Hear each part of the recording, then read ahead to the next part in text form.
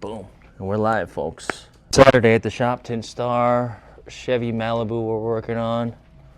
Just prepped this rear driver door. It's ready for install. Bailey's on the passenger side. And that noise is Jeff. Polishing up the Kia, making it look like glass. And just wanted to take you guys along for the ride. Here we are. Over here, for the most part, we two-stage everything. What does that mean? That means that we do it in two parts. Part one, lock the top. Part two, roll the window up and lock the bottom. That's what's happening here. We leave a little gap here. So if you're watching this and you say, hey, why don't you go to the top? It's because we don't want it to peel. We're more than happy to do a shaved window, but we're gonna charge. But in this case, this is our standard gap. I think it's about 1/8 of an inch if I know my measurements. And this customer is doing 20% ceramic, legal on the front. The front doors will be 25 when we're done with it. Nothing on the windshield for now. And yeah, we've been rocking out today. I didn't get a chance to film anything this morning, but we've been rolling. Turn this car back on. Are we back on? Let's see. There we go. All right. These cars with their auto shut off. I get it. They're trying to save the battery, but no biggie. There we go. Here's our stage two. Peel it and go for the tuck. I do a 2 thumb on the corners, and surprisingly, these Chevy gaskets, they're kind of tight, but we'll get it in there like that. Beautiful. There we go. I hope you guys can hear me with the polisher, but this is life at Tint Star. We're tinting, we're detailing, ceramic coating. Sometimes we do vinyl, PPF. But our main deal is what you're seeing now. This is is the window tint. Hopefully you guys are enjoying what you're seeing. I like to finish with the Blue Max, just to make sure we push all that water out. Some people don't use the Blue Max, and that's fine, but what you'll see is it really will look a little ripply when you're done, and it'll go away though. But if you're somebody who doesn't Blue Max, I can probably tell you that you do get a lot of phone calls from customers asking if everything's okay, because you will see some rippling and stuff of that sort. We will give it a wipe down here. Move on to the front door. And so this is 20. Oh wait, no, this is 5, I'm sorry. This is 5%. And we're gonna move on to this. This is gonna end up being 25, and we'll start with the good old prep. I always say less water is more water, or less is more, right? So less water, you don't have to soak this whole thing down. I'm just trying to get a little lube for this blade here and make sure I'm real thorough, covering every square inch of this window to prep it. And there's that. Don't forget, you gotta prep the top, right? One quick squeegee here, boom. All right, roll this down, beautiful. This is where you wanna get all this part of the window that was inside and rolled up. This is the dirtiest actually. For all you new tinners, this is a step that y'all need to, I think, probably put a little bit more focus on, because if you find yourself getting dirty, contaminated windows, chances are a lot of this stuff comes from the top right here. And I am just about ready to put this thing in. And no worries about the plastic or leather on this car. This is not one of those cars that you'll have to worry about. No, it's not because of the price point. It's just because there's nothing that fragile about this interior that a little soapy water is gonna do a lot of damage to. All right, here goes our peel. Halfway down. There it is. What's in the spray bottle? Johnson's and water. That's it. It's that easy. Sneak this thing in here. We'll go back edge first. Make sure that corner gets in there. And there we go. And then we'll find out how much room we got. And then we slide forward. Make sure your top edge is uniform. Beautiful. Time to lock. This might be our last one for the day. We'll see. We had a couple phone calls. A couple people said they were coming, but we'll see. It's been a busy day though. We've been moving nonstop, tinning nonstop. It's good.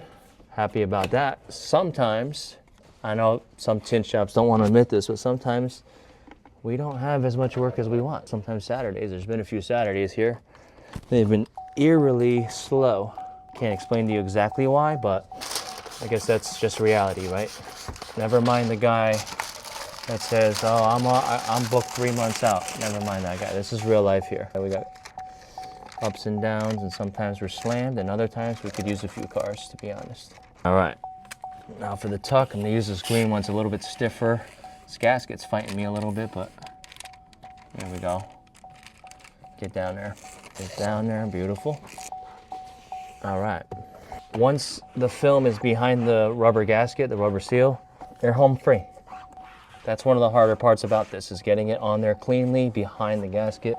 Once you get to this point, it's pretty easy. This is how I like to squeegee though. Hopefully you can see this from the angle of the camera. I like to go left and right and try to stretch this film out. And I like to push everything out to the sides. That's kind of how I do it. I don't know if anyone else does this, but this is, maybe this might be my technique. I leave this box right here, look. This box here, I leave it. And the reason why, I might have said it in the other video, is it gives you the ability to take any side finger and manipulate it and force it to the bottom. Because the side fingers are something you do not want to see after you're done tinting your window. Boom. Sides are done. Bailey's finishing that one up, and then we got a back windshield, and this one's ready to roll. When you got a good team and a good process, things are fast. We're not rushing here. We're just going regular speed. We're not going for the world's fastest tint job, but you know, we move swift because we're good. All right. He said call him about a half hour before we're done. Do you think we should call him? Because we're definitely about a half hour from being done. All right, I'll call him. No, I can do it. Oh wait, let me do it on this one actually. All right, just texted the customer, let him know. He said to let him know when we're about a half hour from being done. So we're really just about 20 minutes from being done. And we just have this rear windshield, that's it. So, yep, I texted him. Should I call him too? Texted him. We'll check out Bailey's reverse roll. She peels this clear off, sprays it, now puts it back. Honestly, this is the best way to do windshields. She does it on the back windshield. I just Frankenstein my back windshields, but she does it on the back window. It's a good way. You're limiting the amount of contamination that can happen, but it's all, I guess, based on preference. But this is the way she likes to do it, and so she's rolling up. I wonder if I can set this camera up to be in so we can get a good view of this back window install. Let me see here. How can I do this? Use the headrest. That's what people do with them. I think I have a better idea. I think I'm going to try to use this thing and then prop it on the dash. I wonder if that'll... Look at that. Ingenuity right there. Let's see what we got. That's pretty good.